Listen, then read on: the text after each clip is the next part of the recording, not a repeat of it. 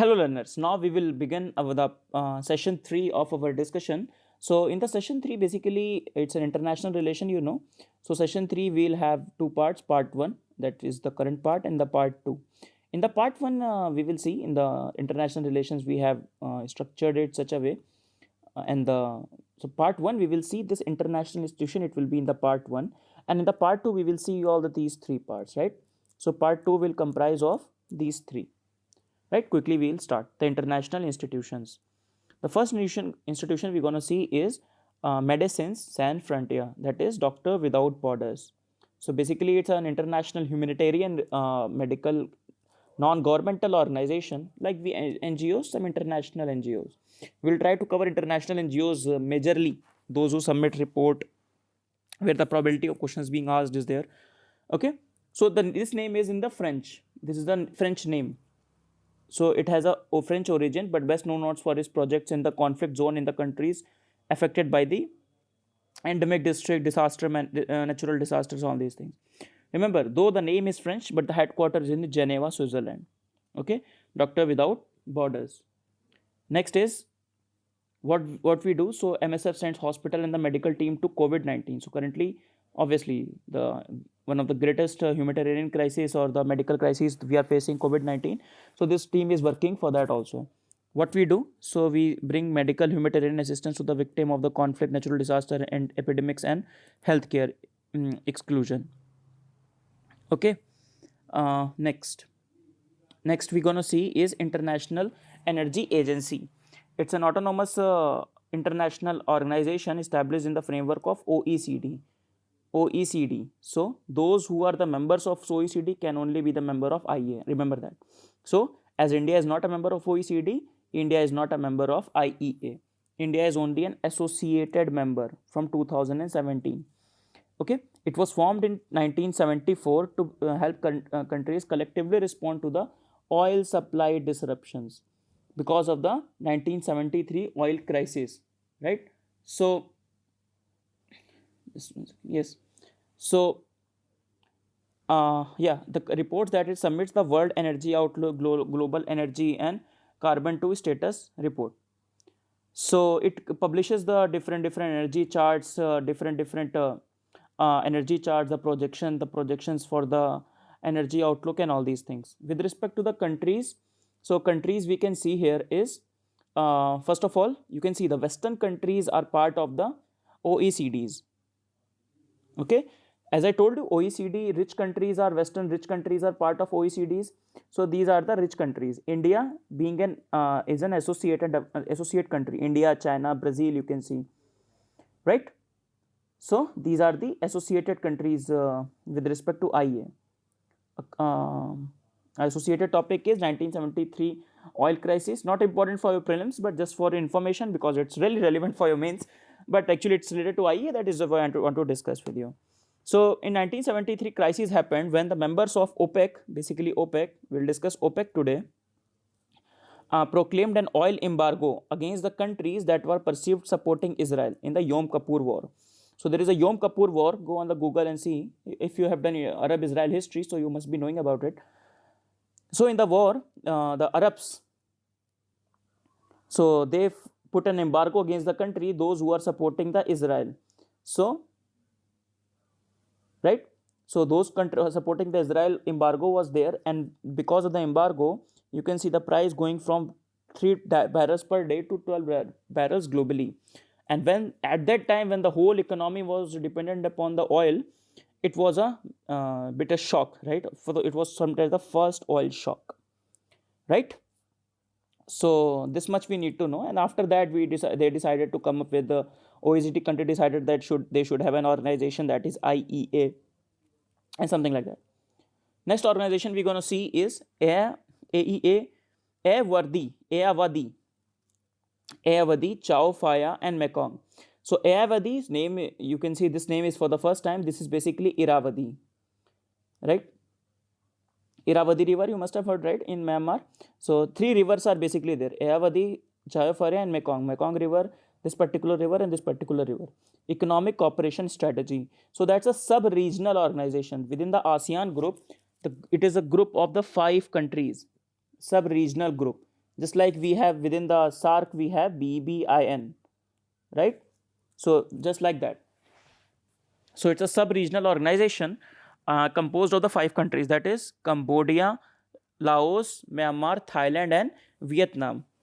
Aim to utilize the member countries' diverse strength and to promote the balanced development in the sub-region. Okay, in the sub-region, sub-regional thing is there. So you can see the 5 member country: Myanmar, Thailand, Laos, Vietnam, Cambodia. Okay, right. So we'll see the rivers first. Rivers. Okay, so this is Irrawaddy River. Irrawaddy River, right? The same, the lifeline of the Myanmar. So Irrawaddy is in Myanmar, then Chao Phraya is in Thailand. You can see here tributaries earlier, then the main river is Chao Phraya. Bangkok is on the Chao Phraya River. Okay, the question can come. Bangkok is on Mekong Ganga? No. Mekong, sorry, not Ganga.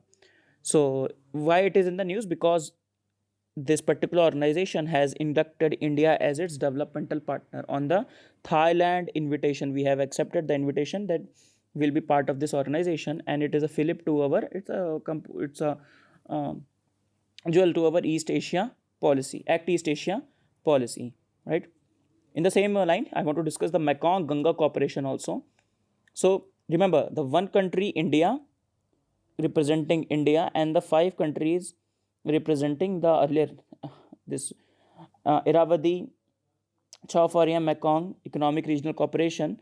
So these 6 countries are a part of Mekong Ganga Cooperation, formed in 2000.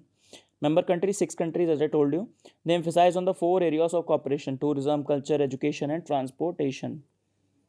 So it was actually 10th MGC ministerial meet. We'll discuss after this topic. The 10th ministerial meeting happened in Bangkok, France, and there they talked about emphasized Mr. Jay, our foreign minister, Mr. S. Jaishankar, talked about having a better connectivity between India and the other member countries of the MGC bloc for developing a vibrant economic growth corridor. Okay, so MGC is a sub-regional cooperation organization comprising of India and 5 Asian countries, launched in 2000 at the Laos capital, Vientiane. New MGC plan for action as adopted that envisages a project-based cooperation in the tourism, culture, and all these things: education, public health, tradition, medicine, agriculture and light sector, transportation, communication, MSME, and water resource management. So 6 countries, India and these 5 other countries. 10th meeting. So these things are same. Just one extra thing, that the 20th anniversary they will celebrate. So 2000 plus 20, that is 2020, they will celebrate the 20th anniversary of the formation of the Mekong Ganga Cooperation, and 2019 has been identified as the Indian Asian Tourism Year. So they have reiterated that in the particular meeting. You can see our minister doing an ASEAN handshake during the August 2019. Now we'll come to the big organization, that is OPEC. So with respect to OPEC, just remember it's a cartel. That is, it currently comprises of the 13 countries. Okay, so it comprises of 13 countries, and they basically control the whole oil prices in the whole world. They control the whole oil price in the whole world because they contribute around 70% of the oil supply for the whole world. Okay, so Sudan currently is applying for an application, but currently it's not a member of OPEC. Okay, so we will discuss member countries on a map also. So Asian Premium we'll discuss. So not here, just one second. We'll discuss the member countries here. First I'll tell you the code, and after the code we will try to discuss country one by one. Okay, so first I'll write the code: aqua, whale, skin, and gec. Okay, so now we will see one by one the organization's name. Right, first is aqua. So first A stands for, not in a particular order, but Algeria. Algeria is this country, right? Next is Qatar. Qatar is not a member now, so remove Qatar. So first one from here and the last one from here you can remove. This E stands for Ecuador. So Ecuador also not a member of the, currently not the member of OPEC. It was earlier a member, not a now member. Then U stands for UAE. So UAE is here, right? A stands for Angola, right? Angola is here. Next, V stands for Venezuela. Venezuela here. E stands for Equatorial Guinea. This small country you can see. 3 countries are there. First one is like this, this, and this. So this country is Equatorial Guinea. Then I is for Iran or Iraq, whatever you can say. First, let's say for Iraq. Then L is for Libya. Then skin S is for the Big Daddy, that is de facto leader of the cartel, that is Saudi Arabia. Q stands for Kuwait. Okay, I stands for Iran, or this time Iran. N stands for Nigeria. This is Nigeria. G stands for Gabon. Okay, G stands for Gabon. Then C stands for Congo. So this is Congo and this is Gabon, right? Okay, so remember this particular code: aqua, whale, skin, gek, right? And remove Q and E from it, and 13 members country you have, right? I hope you can revise this from this. So currently we're going to revise some of the capitals of the African countries that we have seen. So Algeria, the capital is Algiers. Libya, Tripoli. Okay, next is Nigeria, that is Abuja, Nigeria. Okay, Nigeria, Abuja, Tripoli, Libya, Algeria, Algiers. Then Equatorial Guinea, the capital is Malabo. Capital is Malabo. Now Gabon, you can see capital is Libreville. You can see the capital of Congo is Brazzaville. Brazzaville declaration. Tell me in the comment box what is Brazzaville declaration is famous for. I can give you the two example. Two declarations are there. There will be many, but for us two are important. First, with respect to world history, Brazzaville declaration from, you can see the French colonial history in Africa. And second one is with respect to peatlands, that is in the current affairs also, right? Next is Angola. So it is the Luanda. Okay, Luanda. So these are the countries from the Africa in the OPEC. Now we're going to see this. They have also invited Brazil to join the OPEC, but it's currently saying it's not a member of, currently not an option for the Brazilian government. I was telling you the country ousted from the OPEC, that is Ecuador, Indonesia, and Qatar. So Ecuador recently, you can see 2020, its membership. It's not a member from 2020 only, January 2020. There is one more concept, OPEC plus. Okay, so in addition, that's an informal grouping. First of all, there is no formal grouping. So UPSC, I don't think will ask question on OPEC plus, because the member countries are not formal in nature. So, but there are basically 10 more oil exporting nations led by Russia, right? Russia is not a part of OPEC, but it is still creates an impact on the world oil supply market, world market. So just for the reiterate, what are the countries are there in the OPEC plus extra from OPEC? That Russia, Azerbaijan, Bahrain, Brunei, Kazakhstan, Malaysia, Mexico, Oman, South Sudan, and Sudan. Sudan, told you, is application pending in being in OPEC, right? So in basically in 2016 they form an agreement with the OPEC to have some harmonious relationship so that the prices can be stabilized. Next is Asian premium with respect to OPEC. So it is the extra charge being collected by the OPEC countries from the Asian countries while selling the oil. Extra charge means what they charge for the Western countries. For example, they charge 100 rupees to the Western countries. They charge 105 rupees from the Asian countries, India and China. So India and China are not saying, oh no, this is not done. That you have to, you should not discriminate it towards us, right? It is the earlier they used to do that. Why? Because majority of the Indian Asian economy were very poor. They had less bargaining power and many other reasons. Okay. Now India and China are joining hands to end the discriminatory pricing practice at the OPEC. Okay. Because small price even impact the everything in India, inflation, current account deficit, fiscal deficit, and all other things. Now we'll see one more grouping, that is basic. So basic is basically Brazil, South Africa, India and China. In 2009 Copenhagen summit, Copenhagen, the capital of Denmark, the four committed to act jointly at the Copenhagen summit, including a possible united walkout if the common minimum position were not met by the developed nation. So basically these are the group of developing countries which are demanding that the developed world fulfill their commitments, that the developed world fulfill their commitments to the climate promise. And they are saying that this developed world should bear the CBDR, right? Collective but differential responsibility, right? Common but differential responsibility, not collective, common but differentiate responsibility. And the developed world should focus on delivering upon its promise. Remember, India, South Africa, India and China, not Russia here.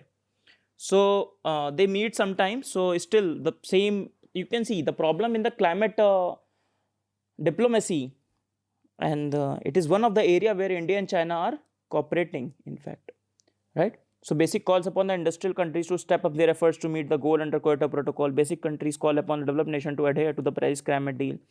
So they put as a group, they put pressure on the developed countries to complete their pledges, whatever they have pledged for, whatever they promised, adhering to their responsibility and all these things. Next is G7. We have already covered G7, so I just want to cover the one more thing related to it. Its recent summit in the Biarritz summit. So we'll cover the location of the Biarritz in the next month location. Promise, I can promise you that. So why in the news? Mr. Narendra Modi, Indian Prime Minister, was invited to the into the G7 summit. Played a visit to Biarritz, France, at the invitation of the France President Macron for the 2019. It organized from 25-26 August 2019. It was the 45th G7 summit. Theme was fighting inequality. Key highlights of summit: so modernize international taxation within the framework of OECD, ensure that Iran never acquire the nuclear bomb. In reference to the Russian military intervention in Ukraine, they will organize a Normandy formal summit in the coming weeks. So currently this is not in news, not relevant for us. Relevant for us is this: Trump and Emmanuel Macron agree that Russia will be part of the next G7 summit in 2020. Remember, earlier it was G8. Then after Russia annexed Crimea, it became G7. Russia was taken out of the particular grouping. G7, we already did the group of 7 countries. You remember this particular tap of Mr. This Mr. Trump is tapping, but the tap of our Prime Minister on Trump's hand became really a source of humor on Twitter. Next is African Union. Just one second. Yes, African Union. So African Union has suspended the participation of Yunnan in AU activities until the effective establishment of the civilian-led transitional authority as the only way to allow Sudan to exist from the current crisis. So currently Sudan is going through a crisis, and African Union has said that you get your house in order, then you can join us in the EU activities. So it was formed in 2002. Okay, it was formed in 2002, and we have done some of the initiatives of AU. We'll see that last time we have done. So headquarter of the AU is in Addis Ababa in Ethiopia. Membership 55 countries of the continent of Africa. Main objective, obviously, what will be the main objective? That we have done in Agenda 2063. The objectives like rid of the continent of the remaining vestige of the colonialism and apartheid, promote unity and solidarity among the African states, coordinate and intensify cooperation for development, safeguard the sovereignty and territorial integrity, and all these things. Okay. So we have done this, right? We have done this AFATCA in the last discussion. We have done Agenda 2063 in the last discussion. Okay. Okay. Next is African Development Bank. So remember, first of all, that when it was established, 1964, the question can be, as I told my students also, the question can be asked to arrange you chronologically. African Development Bank, Asian Development Bank, AIIB, NDB, all this. They can ask you chronologically to arrange these particular financial organizations, starting from World Bank. Okay, so 1964 with a view to promote the economic development and social progress of the regional partner. Remember, it's an African Development Bank. Just like Asian Development Bank does not limit its membership to the Asian countries only, African Development Bank also includes the non-African countries. For example, India became the part of the African Development Bank in 1983. In 2017, India for the first time hosted the meeting of the African Development Bank in the Gandhinagar. Okay, so they talk about fragility to resilience, and these things are not relevant for us.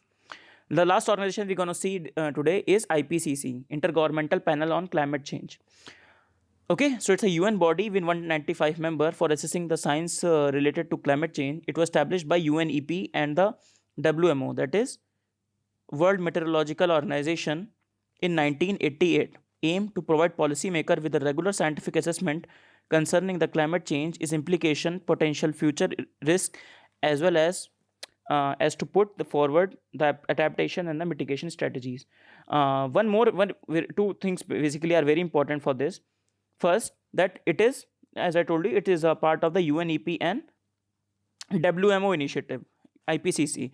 In the ecology discussion later on in this particular, in the session move forward in the fourth session, we will see about the reports of the IPCC also. The special report they have put on the land, we'll see that.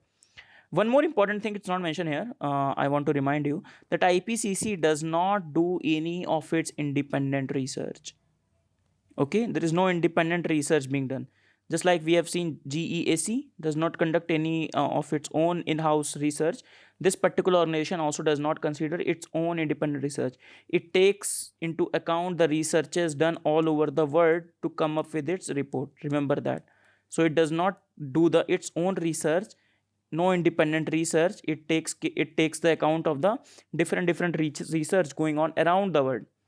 Okay, so that thing you have to keep in mind, right? So this is IPCC for you. So we have done our I just want to remind you that international organizations, I've covered many international organizations. So go in the October month, go in the session 3 of every month, October, November, June, July. Go in the session 3 of every month, search out for session 3, and then search out for international organization if you want to read that. Okay, just 1 second. Yeah, so if you want to read that, search it and revise from it, because international organization can be a really boost up to your confidence and to knowledge if you can read it from that. Okay, so nice session we had. I'll see you in the next session. So in that session we'll be covering the part 2 of our international discussion, right? In the remaining things, that is country specific news, bilateral, and the summits and initiative we'll cover in that. Till then, thank you everyone, and see you in the next class.